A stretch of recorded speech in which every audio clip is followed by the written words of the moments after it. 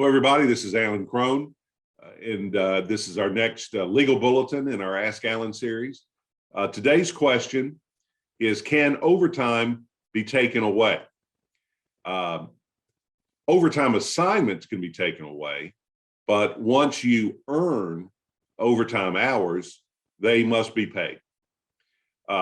So, frequently I'm asked about mandatory overtime or kind of the opposite when employers say, I'm not going to schedule you for overtime.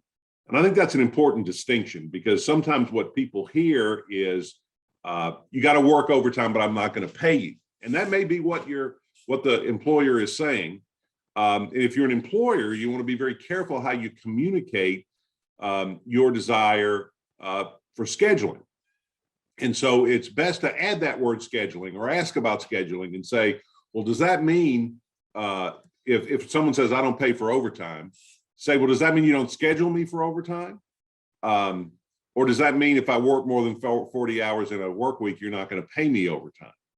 And sometimes that clears up the misconception. If you're an employer, you want to make sure you communicate that very clearly and say, look, I don't want you to work more than 40 hours a week. Now, if you do, I want to pay you for the time that you actually work, but we may want to have a conversation about why this is a 40-hour-a-week job. Why do you need more hours, if that's the case, for example? So it's great to say, look, I'm not going to schedule you for any overtime. I'm not going to schedule you for more than 40 hours. I don't want you working more than 40 hours. Employers should always pay for every hour that an employee actually works.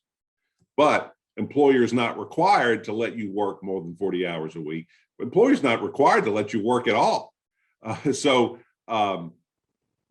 it's up to the employer to decide how much you work, how long you work, but it's up to the employee to record all the hours they work, let the employer know that they're working more than 40 hours a week, and enter into a dialogue about that. So often I see folks with overtime claims, and a big element may be miscommunication over what the expectation for the amount of hours that should be worked.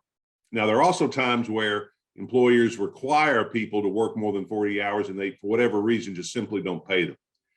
So if you're an employer and you have folks that are working more than 40 hours a week and you're not paying them time and a half, you need to evaluate whether or not that is in compliance with the wage and hour laws. And if you're a worker and you work more than 40 hours a week and you're not paid for that extra time, you need to inquire about whether or not you are exempt or non-exempt from the overtime requirements, and make sure you're paid correctly. So can overtime hours be taken away? They can be taken away in terms of scheduling, but they can't be taken away if you have worked them, actually worked them. If the worker actually works the time, then the employer must pay time and a half for every hour actually worked over 40.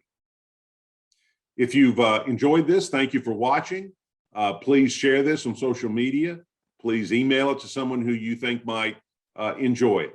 My name is Alan Crone, and I'm going to go get some justice.